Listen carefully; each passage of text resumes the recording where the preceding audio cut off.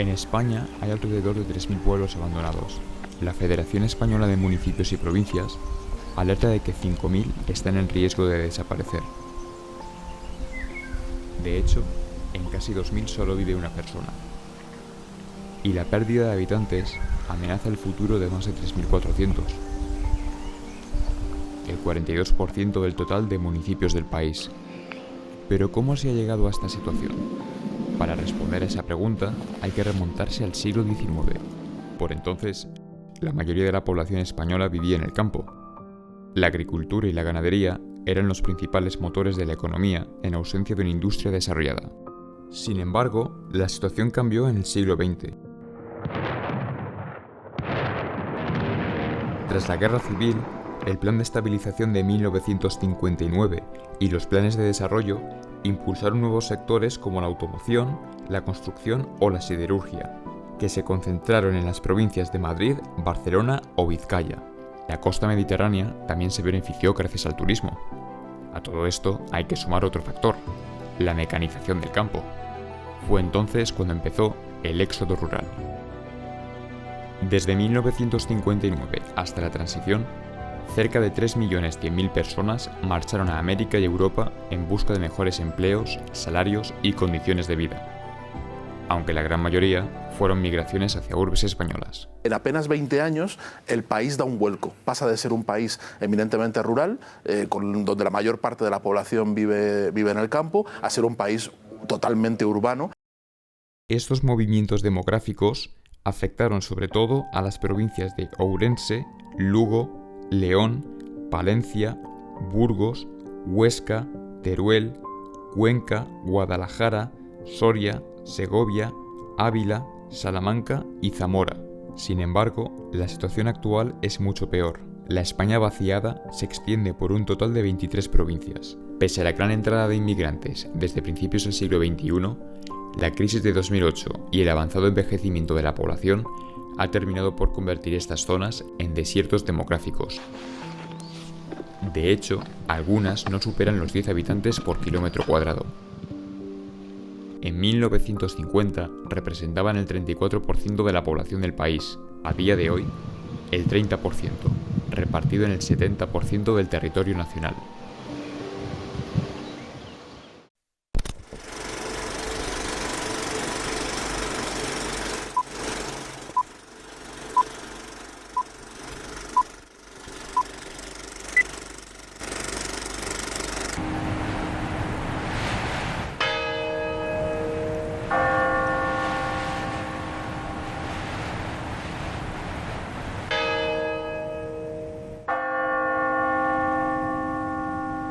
Conforme se van abandonando los lugares y quedan despoblados, eso se va llenando de memoria y se va llenando de literatura, se va llenando de cine, se va llenando también de toda esa memoria que de alguna manera es una memoria como sumergida, ¿no?, que emerge cuando alguien quiere volver a hacer hablar a un pueblo, a sus habitantes, al relato, ¿no?, que allí existía. Y de eso hay muchísimo en España. De hecho, el campo siempre ha estado presente en el cine español. Un género, el cine rural, que destaca la cultura campesina y las diferencias entre lo que hoy se conoce como España vaciada y la ciudad. La primera gran película del cine rural español fue La aldea maldita, del director aragonés Florian Rey, y estrenada en 1930. Cuando la lluvia echa a perder las cosechas y su marido entra en prisión, Acacia decide marcharse a la ciudad para huir del hambre y la miseria. Antes de hacerlo, su suegro le pide que nunca olvide su honor castellano. No obstante, en la urbe tendrá que prostituirse para poder sobrevivir. Existe una segunda versión de esta película, también dirigida por Florian Rey y estrenada en 1942. La censura obligó al director a rodar una historia que destacara aún más los valores religiosos y tradicionales. Además, debía mostrar el campo como garante de futuro frente a la ciudad, un lugar peligroso que invita a la perversión.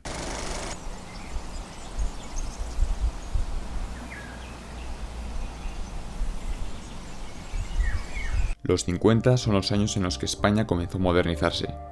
Franco logró un acuerdo de cooperación con Estados Unidos por el que nuestro país recibiría 2.000 millones de dólares en ayudas del Plan Marshall. Esto permitió el desarrollo industrial de las ciudades, pero no del campo. Así lo contó Luis García Berlanga en Bienvenido Mr. Marshall. Villar del Río recibe la noticia de la inminente visita de un grupo de esta iniciativa económica. Los aldeanos les organizan un gran recibimiento ambientando el pueblo al estilo andaluz para recibir el dinero.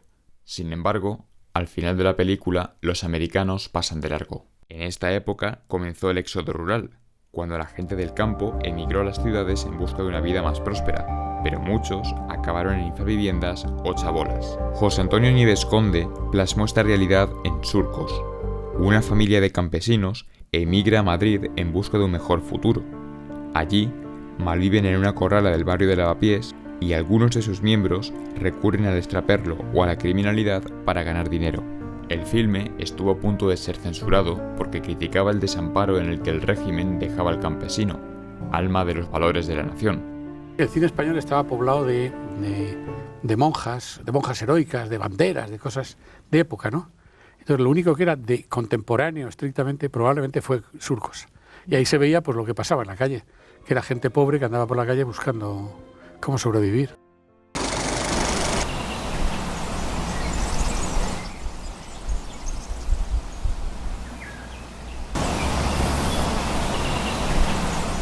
Todo cambia en los 60.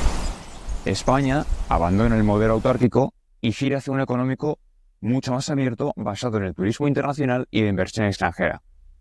Ahora sí, la ciudad es vista como un símbolo de prosperidad y garantía de futuro, mientras el campo se ve como un lugar subdesarrollado que hay que dejar atrás. Así las cosas, el mundo rural suele quedar relegado a mero paisaje o escenario puntual para desarrollar, entre otros, dramas urbanos.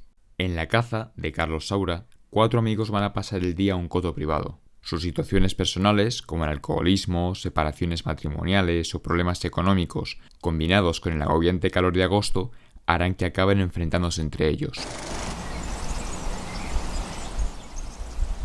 Llegamos a los años 70, una década marcada por la instauración de la democracia, pero también por la crisis del petróleo de 1973. El aumento del paro hizo crecer el desencanto en el progreso económico y el modelo cultural urbano. Con esto, el cine se vuelve a interesar con fuerza por el mundo rural a través de historias que muestran el choque, a veces violento, entre el campo y la urbe. Un ejemplo de ello es Furtivos, de José Luis Borau.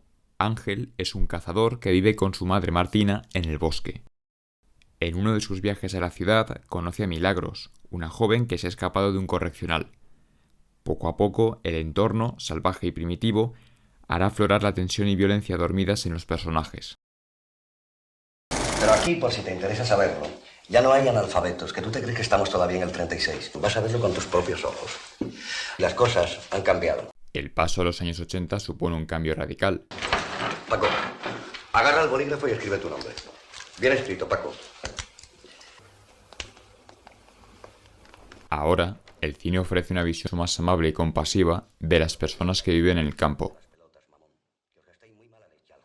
En Los Santos Inocentes, Carlos Camus denuncia el trato vejatorio que sufre el campesinado por parte de los oligarcas.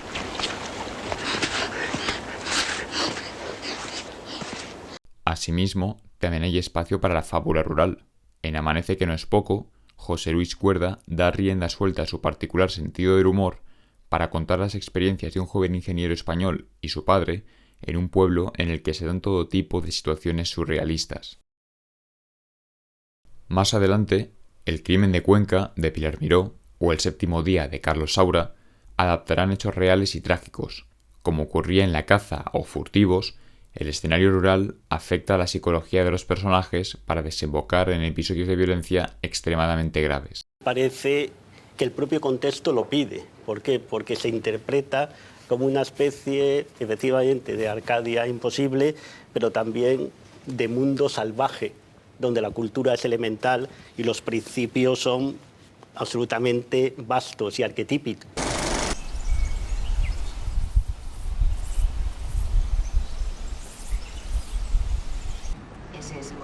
¿Le debo yo algo a alguien o qué? Durante las 2 décadas siguientes predominará el cine de temática urbana centrada en los sectores sociales más humildes y marginales. Se acabó Canal Plus. Somos una familia pobre, pues viviremos como una familia pobre. Y en algunas de estas producciones se plasma la relación entre ciudad y campo. Es el caso de Volver, de Pedro Almodóvar, donde el director manchego toma personajes de este tipo procedentes del mundo urbano y los traslada al contexto rural. Así, muestra el estilo de vida de ambos mundos. Que he venido a dar una vuelta a mi tumba. Con este airazo no hay manera de tenerla limpia. La tiene muy hermosa. Que me da como para cuidarla. Muchos días me vengo sola, me siento aquí y se me pasan las horas muertas. Todo lo que ocurre en la película está basado en mi memoria de cuando tendría 4 o 5 años y mi vida transcurría en los patios manchegos. Y en esos patios se hablaba de todo. Ahora bien, una nueva generación de directores que siempre ha vivido en la ciudad deciden mirar al campo mostrando los desafíos a los que se enfrenta como consecuencia del desarrollo desigual que ha experimentado. Es el caso de Mercedes Álvarez, que documentó en El cielo gira la vida de los últimos 14 habitantes de Aldea del Señor, una pequeña localidad de Soria que se acerca a su desaparición debido al éxodo rural. Yo pertenezco a una familia que a finales de los años 60 emigró del campo a la ciudad, de la aldea a Pamplona. Y entonces viví el exilio, ese cierto exilio, de ese mundo rural, a través de un imaginario, de las historias que mis padres y mi familia me contaban. O Cenizas del cielo, de José Antonio Quirós, en el que un escritor de guías turísticas llega a un pueblo cercano a una central nuclear. La instalación contamina el valle y afecta de distintas formas a la vida de sus habitantes. Cenizas del cielo nace tras prestar atención a esos lugares imposibles alterados por el mal llamado progreso, ¿no? No es una película ecologista, es más bien una película de temática medioambiental. Trata del amor a la tierra ante la incapacidad que tenemos de vencer al progreso. En estas producciones destacan los largos silencios y un ritmo sosegado. Ambos invitan al espectador a reflexionar sobre una realidad que le es muy cercana, pero a la vez desconocida. Un paisaje que pronto cambiará para siempre en aras de la modernidad.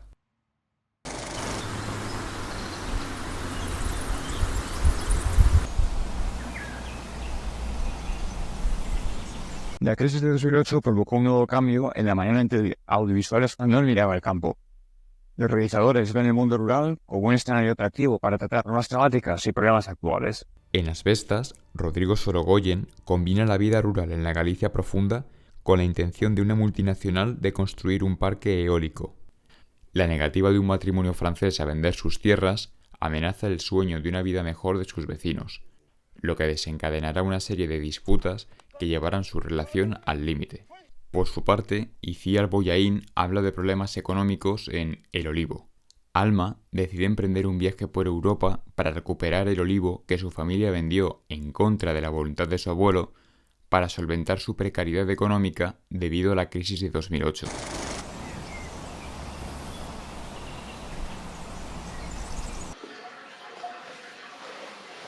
Y llegamos a 2020. En los últimos años, algunas de las películas españolas más premiadas han mezclado el mundo rural con la mitología de los territorios, lo extraordinario y el terror, logrando en ocasiones fábulas rurales que sirven para criticar la situación que se vive en esos territorios. Destacan cintas como Secaderos, de Rocío Mesa. La visión de dos jóvenes, una niña y un adolescente, servirán para mostrar el fin de los secaderos de tabaco, el negocio tradicional del pueblo granadino en el que se sitúa la película. Esta muerte económica queda representada por una criatura revestida con las hojas de tabaco y que simboliza el paso a la madurez y los anhelos de futuro de las protagonistas. Mientras, Carlota Pereda eligió Extremadura para rodar Cerdita, un western de terror costumbrista en el que Sara deberá decidir si delata al secuestrador de sus acosadoras. Por su parte, Paolo Urquijo recrea en Irati algunos de los cuentos de la mitología vasca que han pasado de generación en generación.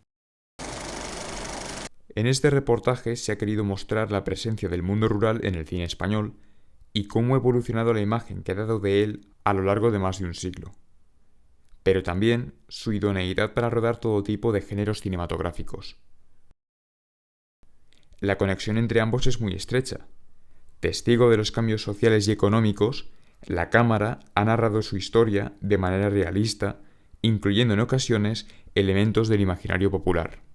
Pase lo que pase, el séptimo arte seguirá contándonos nuestro presente, nos recordará nuestro pasado y nos acompañará en nuestro futuro.